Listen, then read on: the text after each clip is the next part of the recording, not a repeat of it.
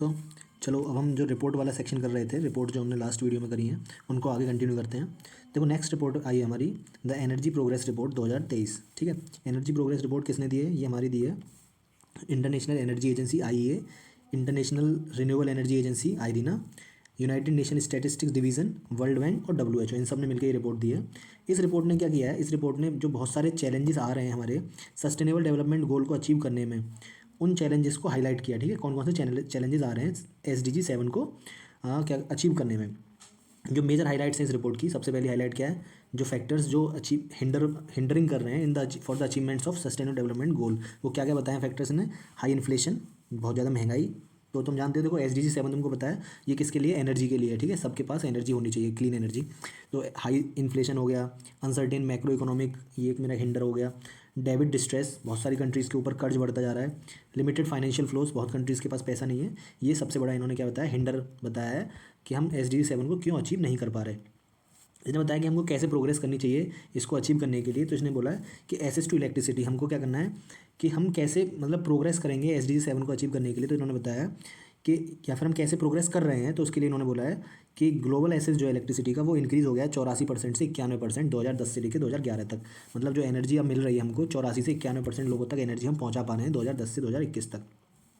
But जो annual growth हुआ है एनर्जी के ट्रांसफ़र में हर इंसान के पास तक, वो स्लो हो गया, एनुअल ग्रोथ गिरता जा रहा है। दूसरा, एनर्जी एफिशिएंसी टारगेट जो 7.1 है, उसके बारे में उन्होंने बोला है कि जो हमारा करंट रेट ऑफ इंप्रूवमेंट है एनर्जी एफिशिएंसी, वो ट्रैक पे नहीं चल रहा है। ठीक है, हम जो है एनर्जी एफिशिएंसी जो हमारा टारगेट है 2030 तक डबल करने का, हम एनर्जी एफिशिएंसी को डबल नहीं कर पाएंगे 2030 तक, जिस गति से हम चल रहे हैं। तीसरा, इन्होंने बोला है इंटरनेशनल पब्लिक फाइनेंशियल फ्लो के बारे में कि financial flow supporting clean energy in developing countries have declined. जो फाइनेंशियल फ्लो आ रहा है, जो पैसा आ रहा है डेवलपिंग कंट्रीज़ के पास, वो दिन ब दिन क्या होता जा रहा है? डिक्लाइन करता जा रहा है 2020 के बाद, अगर देखा जाए तो। आयरना के बारे में बात करूं, जो इंस्टीट्यूशन ने इस रिपोर्ट को दिया है, आयरना ने कुछ अलग इंस्टीट्यूशंस के साथ मिलकर। तो आयरना जो है मेरा एक ये इंटर गवर्नमेंटल ऑर्गेनाइजेशन है। इसका जो मैंडेट है टू फैसिलिटेट करना corporation advance knowledge, promote adaptation and sustainable use of renewable energy. जैसा कि इसका नाम है, रिन्यूएबल एनर्जी के लिए काम करती है एजेंसी। ठीक है, it is the first international organisation, ये हमारी सबसे पहली इंटरनेशनल ऑर्गेनाइजेशन बनी जो फोकस करती है पूरे तरीके से रिन्यूएबल एनर्जी पर। ठीक है, और ये एड्रेस करती है इंडस्ट्रियलाइज्ड और डेवलप कंट्रीज़, दोनों कंट्रीज़ के चैलेंजेस को। रिन्यूएबल एनर्जी से रिन्यूएबल एनर्जी अडॉप्ट करने के लिए जो चैलेंजेस फेस करने पड़ रहे हैं, चाहे वो इंडस्ट्रियलाइज्ड कंट्री हो, चाहे वो हमारी डेवलपिंग कंट्री हो, दोनों कंट्रीज़ को जो चैलेंज फेस करने पड़ रहे हैं, दोनों को ये एड्रेस करती है। ये फाउंड कब हुई थी? तो याद रखना हमका, इसका फाउंडेशन कब हुआ था? ये 2009 में फाउंड हुई थी, और जो इन्फोर्स में आई थी 2010 में इन्फोर्स में आई थी। इसका हेडक्वार्टर हमारा मस्डर सिटी अबू धाबी में इसका हेडक्वार्टर है। और ये आयरना जो है मेरी ऑफिशियल यूनाइटेड नेशन का ऑब्जर्वर है। ये देखो, ये पॉइंट इंपॉर्टेंट है थोड़ा। एक तो ये कब फाउंड हुई थी? 2009 में। इसका हेडक्वार्टर मस्दर सिटी अबू धाबी में, और ये जो है एक ऑफिशियल यूनाइटेड नेशन का ऑब्जर्वर है। ये जो है ऑफिशियल ऑब्जर्वर है यूनाइटेड नेशन का। आयरना में कितने मेंबर हैं? 169 इसमें मेंबर हैं, और इंडिया भी इसका मेंबर है। याद रखना, जो अभी हमने पढ़ा था international energy agency last video में, उसका इंडिया मेंबर नहीं था, उसका इंडिया एसोसिएट मेंबर था, और आयरना का इंडिया जो है फुल टाइम मेंबर है। ठीक है, इसके बाद जो आयरना का जो काउंसिल है, उसमें 21 इलेक्टेड ऑफिशियल्स हैं। जो इसका काउंसिल है, जैसे हमारा वो होता है काउंसिल ऑफ मिनिस्टर्स, वैसे इसका भी एक काउंसिल है अपना, जिसमें 21 इलेक्टेड ऑफिशियल्स होते हैं। मेंबर स्टेट्स में से ही इलेक्ट करे जाते हैं 21 ऑफिशियल्स। ठीक है, जो 2 साल के लिए जिनका टर्म रहता है 2 साल काम करने के लिए, और असेंबली के लिए वो आंसरेबल होते हैं। नेक्स्ट है मेरी एनर्जी ट्रांजिशन इंडेक्स। ये रिपोर्ट मेरी वर्ल्ड इकोनॉमिक फोरम ने दी है, energy transition index. The report is released by world economic forum. इस इंडेक्स ने बताया कि जो इंडिया है, एनर्जी ट्रांजिशन करने के लिए इंडिया एकमात्र कंट्री है पूरी दुनिया में जो एक लार्जेस्ट इकोनॉमी होने के बावजूद भी, मेजर इकोनॉमी होने के बावजूद भी क्या कर रही है? ट्रांजिशन में मोमेंटम उसका खूब तेज़ी से चल रहा है। मतलब इंडिया जो है एनर्जी ट्रांजिशन की तरफ बहुत तेज़ी से आगे बढ़ रही है। उस रैंकिंग में भारत की रैंक जो आई है वो 67वें नंबर पे इन्होंने रखी है, और बोला है कि इंडिया जो है कि it is the only major economy, India ही एकमात्र मेजर इकोनॉमी है in energy transition momentum accelerating across all dimension, जो सारे डायमेंशन में वर्क कर रही है एनर्जी ट्रांजिशन के लिए। इस रिपोर्ट को रिलीज़ किया वर्ल्ड इकोनॉमिक फोरम में। वर्ल्ड इकोनॉमिक फोरम ने इस रिपोर्ट को रिलीज़ किया है, और इस रिपोर्ट ने बोला है कि achieving universal access to electricity, replacing solid fuels with clean energy, with clean cooking options and increasing renewable energy development have been primary contributors to the improvement of India's performance. India की जो performance increase होती जा रही है, उसका कारण ये है कि हम यूनिवर्सल एक्सेस टू इलेक्ट्रिसिटी के लिए काम कर रहे हैं, हम सॉलिड फ्यूल को रिप्लेस करने के लिए काम कर रहे हैं, और क्लीन कुकिंग ऑप्शंस को हम बढ़ा रहे हैं। तो इसकी वजह से क्या हो रहा है कि इंडिया जो है इंडिया जो है रिन्यूएबल एनर्जी की तरफ ट्रांजिशन कर पा रहा है बहुत आसानी से। इस लिस्ट में सबसे ऊपर रहा है स्वीडन हमारा, और स्वीडन के बाद डेनमार्क है, डेनमार्क के बाद नॉर्वे, फिनलैंड, स्विट्जरलैंड, ये हमारी 5 टॉप कंट्री रहेंगी, इनको रट लो भाई। स्वीडन सबसे पहले नंबर पर है, उसके बाद हमारा डेनमार्क, नॉर्वे, फिनलैंड ये, और इसके बाद स्विट्जरलैंड। अगर मैं इस वर्ल्ड इकोनॉमिक फोरम की बात करता हूँ जिसने इस रिपोर्ट को दिया है, तो वर्ल्ड इकोनॉमिक फोरम मेरा नॉन फॉर प्रॉफिट फाउंडेशन है, ये 1971 में स्टैब्लिश्ड हुआ था, तो ये रट लो, ये क्या है, नॉन फॉर प्रॉफिट फाउंडेशन है, 1971 में स्टैब्लिश्ड हुआ था। ये मेरा पब्लिक प्राइवेट कॉर्पोरेशन के साथ हेल्प करता है, पब्लिक प्राइवेट कॉर्पोरेशन में, ठीक है। इस फोरम में बहुत सारे पॉलिटिकल, बिजनेस, कल्चरल और अदर लीडर्स मिलकर काम करते हैं, जो ग्लोबली एक साथ मिलते हैं और काम करते हैं हमारे इन अलग अलग एजेंडास पर, ठीक है। और इसका जो हेडक्वार्टर कहाँ पर, जिनेवा स्विट्जरलैंड में इसका हेडक्वार्टर। तो वर्ल्ड इकोनॉमिक फोरम का हेडक्वार्टर रट लो, हेडक्वार्टर कहाँ, जिनेवा स्विट्जरलैंड में। इस्टेब्लिश कब हुआ था, 1971 में, हमारे स्टॉकहोम कन्वेंशन से एक साल पहले। स्टॉकहोम कन्वेंशन कब हुआ था, 1972 में, उससे एक साल पहले इस्टेब्लिश हुआ था। इसके कुछ पब्लिकेशंस, इसकी कुछ रिपोर्ट्स, जो पब्लिकेशन रिपोर्ट्स हैं, जैसे space susceptibility rating, space susceptibility rating.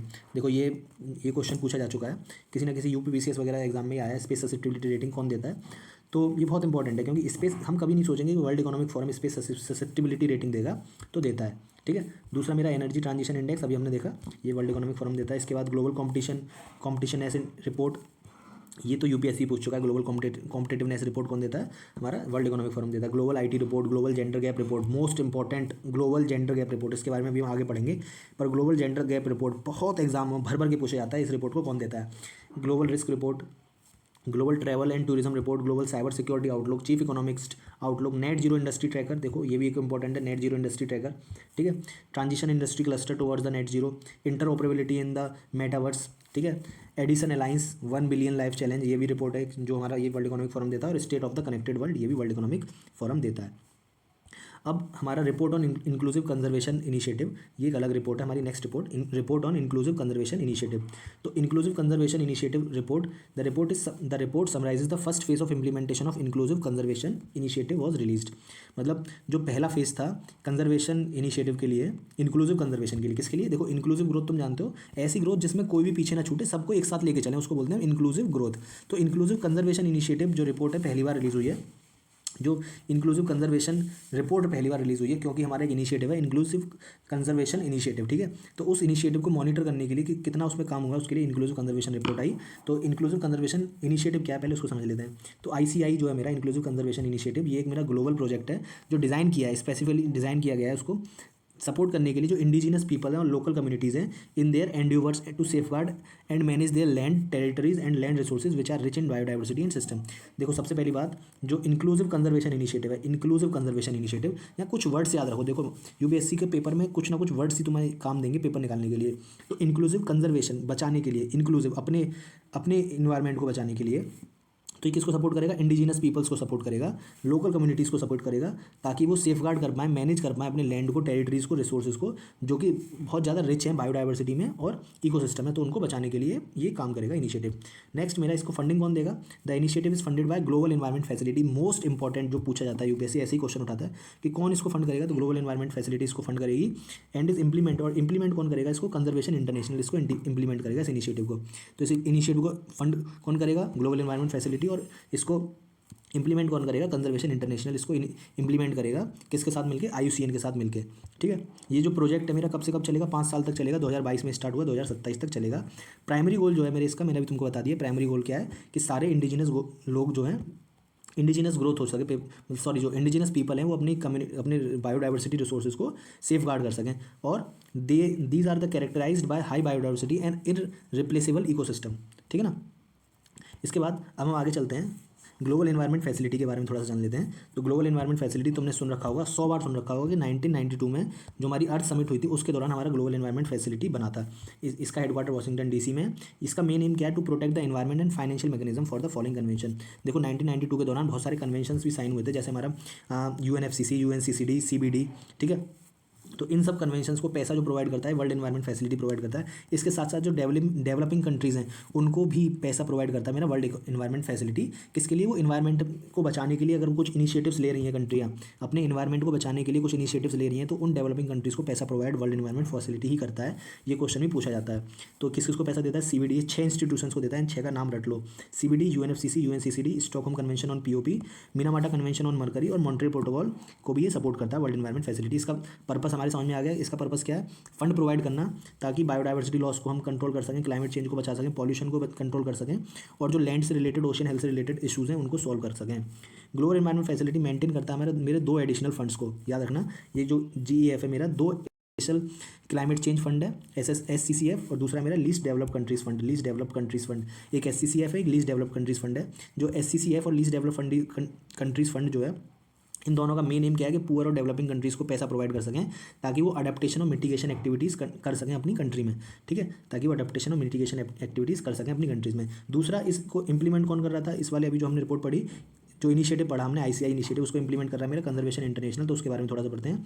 जो कंजर्वेशन इंटरनेशनल है ये American non profit environment organisation है, नॉन फॉर प्रॉफिट, ठीक है। इसका हेडक्वार्टर कहाँ पे, इसका हेडक्वार्टर वर्जीनिया में, ये 1987 में एस्टेब्लिश हुआ था, ठीक है। अब कुछ नेक्स्ट आगे चलते हैं, कुछ मेगा डाइवर्सिटीज़ कंट्रीज़ के बारे में। मेगा डाइवर्स कंट्रीज़, देखो ये तुम एनवायरमेंट में पढ़ के आ चुके हो, मैं गारंटी से कह सकता हूँ अगर तुमने ध्यान से थोड़ा एनवायरमेंट पढ़ा है तो। मेगा डाइवर्स कंट्रीज़ कौन सी, इसको जो क्लासीफाई करता है वो क्राइटेरिया को, वो conservation internationally mega diverse countries को क्लासीफाई करता है कि कौन सी कंट्री को हम मेगा डाइवर्स कंट्रीज़ बोलेंगे। उन कंट्रीज़ को बोलते हैं मेगा डाइवर्स कंट्री जहाँ पर बहुत ज़्यादा बायोडाइवर्सिटी रिच कंट्रीज जो होती हैं, जैसे इंडिया बहुत ज़्यादा बायोडाइवर्सिटी तुमको मिलेगी।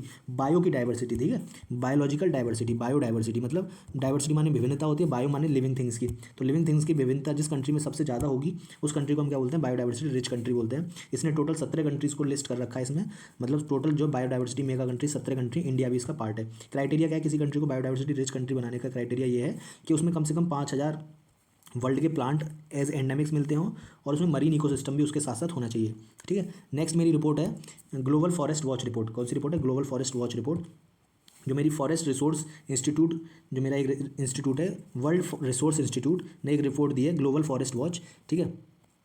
इसने बताया कि जो मेरे डिप्लीशन हो रहा है ट्रॉपिकल प्राइमरी फॉरेस्ट का, ठीक है, 2022 में बहुत ज़्यादा डिप्लीशन हुआ है मेरे ट्रॉपिकल प्राइमरी फॉरेस्ट का। ट्रॉपिकल कंट्रीज तुम जानते हो जो 23 डिग्री जो इस रीजन के बीच में होती हैं, 23 डिग्री ट्रॉपिक्स और टेम्परेट इसके बीच में, सॉरी, ट्रॉपिक ऑफ कैंसर और ट्रॉपिक ऑफ कैप्रिकॉर्न के बीच की जो कंट्री होती है उनको ट्रॉपिकल कंट्रीज बोलते हैं। तो इस रिपोर्ट ने बताया है, कौन सी रिपोर्ट है, ग्लोबल फॉरेस्ट वॉच रिपोर्ट। इस रिपोर्ट ने बताया है कि 2022 में प्राइमरी ट्रॉपिकल फॉरेस्ट जो है मेरे, उनमें बहुत ज़्यादा डिप्लीशन हमको देखने को मिला है, जिसमें लॉस हुआ है 4.1 मिलियन हेक्टेयर्स का लॉस हुआ है, ठीक है। ये कितना लॉस है, लगभग 11 फुटबॉल फील्ड के बराबर हर मिनट में हम क्या कर रहे हैं, पेड़ को काटते जा रहे हैं। तुम अज्यूम करके देख सकते हो 11 फुटबॉल फील्ड कितने होते हैं।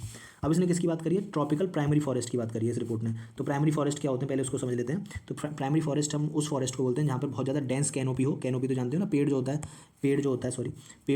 पेड़ के जो ऊपर वाला जो ये हिस्सा होता है इसको क्या बोलते हैं, कैनोपी। तो ऐसे पेड़ जिनकी बहुत ज़्यादा डेंस कैनोपी जिसमें मिले, उसके साथ साथ वहाँ इंडिजिनस ट्रीज़ मिले, मिनिमल ह्यूमन डिस्टर्बेंस हो जिसमें, और इकोलॉजिकल प्रोसेस करती रहे, ठीक है।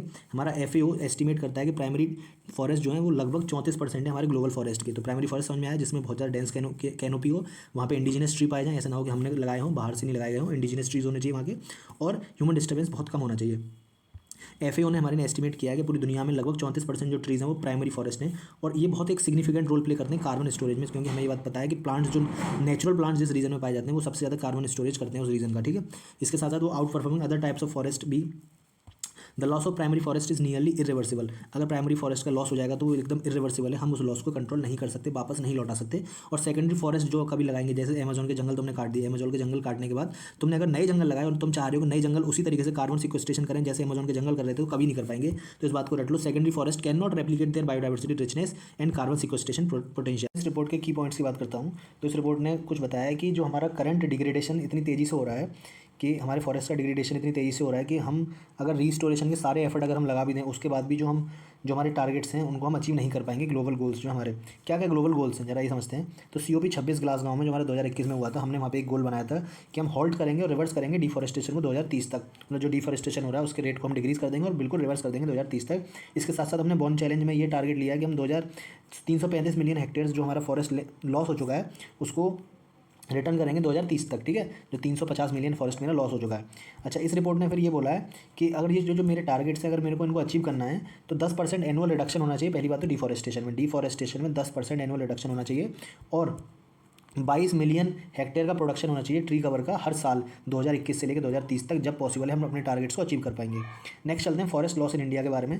इंडिया में कितना फॉरेस्ट लॉस हो रहा है, तो इंडिया में जो है 43.9 थाउजेंड हेक्टेयर्स जो ह्यूमिड प्राइमरी फॉरेस्ट है वो 2021 से लेकर 2022 तक लॉस हुआ है। इसका मतलब 17% हमारा जो टोटल कंट्री का टोटल फॉरेस्ट कवर है जो हमारा 255,000 हेक्टेयर्स का है वो लॉस हुआ है ना। इसके बाद नेक्स्ट रिपोर्ट है मेरी ग्लोबल फॉरेस्ट वॉच। ये ग्लोबल फॉरेस्ट वॉच रिपोर्ट जो है लेटेस्ट डाटा देती है, टेक्नोलॉजी देती है, टूल्स देती है जो एम्पावर करते हैं पीपल्स को कि वो किस तरीके से प्रोटेक्ट कर सकते हैं फॉरेस्ट को।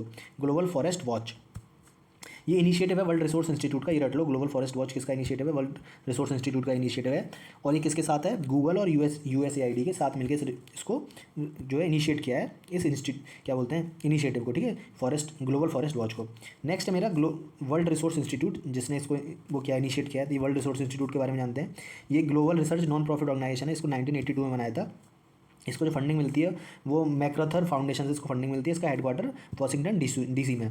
ये जो है मेरा WRI ये स्टडी करता है sustainable practices for business, economics, finance and governance with the purpose of better supporting human society in 6 areas. ये 6 एरियाज में किस तरीके से सोसाइटीज़ को बेटर परफॉर्म करा सकते हैं food, forest, water, energy, cities and climate में। नेक्स्ट मेरा ग्लोबल ट्रेंड क्या रहा है लैंड डिग्रेडेशन में। तो ये जो मेरी रिपोर्ट है global trend in on land degradation, ये किसने दी है? UNCCD ने दी है। ये रिपोर्ट ने बताया कि जो लैंड डिग्रेडेशन है वो मेरा the finding cover land degradation trends between the year 2015 से 2019, 2015 से लेकर 2019 के बीच में कैसे लैंड डिग्रेडेशन हुआ है, इस रिपोर्ट ने कवर किया है। तो इस रिपोर्ट ने बताया कि पिछले इन 4 सालों में at least 100 million hectares of land जो है डिग्रेड हो रही है हर साल। इसका मतलब ये है कि 402 million hectares of land degrade हो गई है जस्ट 4 साल में। किसने दी थी रिपोर्ट? UNCCD ने थी। UNCCD मेरा उसी के साथ बना था, UNFCCC के साथ 1992 में। पर ये फोर्स में कब आया, सॉरी स्टेब्लिश्ड एक्चुअल में कब हुआ? 1994 में। पर इसकी बात करना स्टार्ट कब से हो गई थी? अर्थ समिट के दौरान ही बात करना स्टार्ट हो गया था, पर 1994 में जाके बनाइए। UNCCC जो है मेरा लीगली बाइंडिंग है। यहाँ एक बात रख लो, कोई भी जो इंस्टीट्यूशन है उसकी जो बातें लीगली बाइंडिंग नहीं है, जो अभी बहुत सारी हम पढ़ के आ चुके हैं। पर जो मेरा UNCCC है इसकी जो है लीगली बाइंडिंग कन्वेंशन देता है ये, जो किससे रिलेटेड होती हैं? लैंड को मैनेज करने के लिए। ये मेन किसके लिए काम करता है? ये एरिड, सेमी एरिड और ड्राई सब ह्यूमिड एरियाज़ के लिए काम करता है। उनको क्या बोलता है? ड्राई लैंड्स बोलता है, जहाँ मोस्ट वल्नरेबल इकोसिस्टम जो पीपल्स पाए जाते हैं। देखो वल्नरेबल इकोसिस्टम क्यों मिलता है? क्योंकि वो ऐसी कंडीशन में जहाँ पे अगर थोड़ा सा और डिग्रेडेशन होगा तो वो लोग बिल्कुल तबाह हो जाएंगे, उनका पूरा इकोसिस्टम बर्बाद हो जाएगा। जो रिपोर्ट देता है ये UNCCD जो है मेरा स्ट्रेटेजिक फ्रेमवर्क है, is a comprehensive international commitment to attain land degradation neutrality. किस तरीके से हम लैंड डिग्रेडेशन न्यूट्रलिटी पा सकते हैं, उसके लिए UNCCD काम करता है। The restoration of productivity of degraded land, जो डिग्रेडेड लैंड है उसको कैसे हम रिस्टोर कर सकते हैं, कैसे हम लिवलीहुड इनहेंस कर सकते हैं पीपल्स का जो उनसे डिग्रेड हो रहे हैं, और कैसे हम मिटिगेट जो हो रहे हैं, जो इम्पैक्ट आ रहे हैं ड्रॉट्स के, वो वल्नरेबल पॉपुलेशन को हम किस तरीके से उससे बचा सकते हैं। नेक्स्ट मेरी रिपोर्ट है ग्लोबल लैंड आउटलुक रिपोर्ट, ठीक है। तो UN report outlines how developed countries can reduce emission from construction से कैसे हम कंट्रोल कर सकते हैं, इसकी ये रिपोर्ट है, ठीक है। दोबारा से इसको पढ़ते हैं कि building materials and the climate constructing a new future, इस रिपोर्ट का मेन टाइटल था। ये रिपोर्ट किसने दी है? हमारी रिपोर्ट दी है UNEP ने दी है, और येल सेंटर ऑफ इकोसिस्टम ने मिलकर इस रिपोर्ट को दिया है, ठीक है। In the framework of global alliance for building reconstruction, किसके साथ दिया है? ग्लोबल ABC के साथ, global alliance for building and construction. Report focuses on the strategies of both, ये दोनों कंट्रीज़ के लिए, मतलब दोनों तरह की कंट्रीज, डेवलपिंग और डेवलप्ड कंट्रीज, दोनों तरह की कंट्रीज़ के लिए फोकस करती है रिपोर्ट। और किस तरीके से हम क्या कर सकते हैं, एमिशंस को रिड्यूस कर सकते हैं कंस्ट्रक्शन सेक्टर से। मेन काम ये है building material the climate constructing a new future. ये जो रिपोर्ट है इसका मेन एम ये है कि किस तरीके से हम जो है कंस्ट्रक्शन सेक्टर में से जो एमिशन हो रहा है उसको रिड्यूस कर सकते हैं। और ये बात जान के तुम चौंक जाओगे कि 37% जो एमिशन हो रहा है वो कहाँ से हो रहा है? हमारा ग्रीन हाउस गैसेस का कंस्ट्रक्शन सेक्टर से हो रहा है। ये रिपोर्ट जो लॉन्च हुई थी to highlight the urgent need for the innovative collaboration models aim to reduce the carbon footprint of the building material. हम बिल्डिंग मटेरियल से कैसे कार्बन फुटप्रिंट को रिड्यूस कर सकते हैं, वो इस रिपोर्ट का मेन एम है। अल्टीमेट गोल जो है इसका ये है कि हमको नेट जीरो कहाँ से? कंस्ट्रक्शन सेक्टर से 2050 तक कंस्ट्रक्शन सेक्टर से जो एमिशन हो रहा है उसको हमको क्या करना है? नेट जीरो करना। रट लो इस बात को, ठीक है। अब स्ट्रेटेजीज फॉर एमिशन रिडक्शन के लिए क्या क्या स्ट्रेटेजीज हैं? जैसे इस रिपोर्ट में बात करिए सर्कुलर डिज़ाइन की, रिसाइकल्ड मटेरियल यूज़ करने की, एक्सटेंडिंग बिल्डिंग लाइफ स्पैन बढ़ाने की, बायो बेस्ड मटेरियल बढ़ाने की, डिकार्बनाइज एनर्जी करने की, और सस्टेनेबल ऑल्टरनेटिव्स एंड इनोवेशन लगाने की। अब ये रिपोर्ट में हमने देखा था किसकी फ्रेमवर्क में आया है? Global alliance for building and construction, global ABC। ये लॉन्च हुआ था हमारे COP21 के दौरान, जो पेरिस में हुआ था 2015 में, जैसे हम पेरिस एग्रीमेंट भी बोलते हैं। और जो मेरा ग्लोबल ABC है ये एक वॉलंटरी पार्टनरशिप है नेशनल और लोकल गवर्नमेंट्स का, इंटर गवर्नमेंटल ऑर्गेनाइजेशन बिजनेस का। इसका विजन ये है कि जीरो एमिशन अचीव करना है और resilient building and construction sector बनाना है। ग्लोबल ABC जो मेरा फंक्शन करता है एज अ अम्ब्रेला और meta platform, a network of networks that brings together initiatives and actors focusing on the building and construction sectors. Global ABC network जो है मेरा करंटली में इसमें 290 मेंबर्स हैं, इसके साथ जिसमें 39 कंट्रीज हैं, ठीक है, 290 मेंबर्स में से। ये रिपोर्ट देता है global status report for building and construction. Thank you.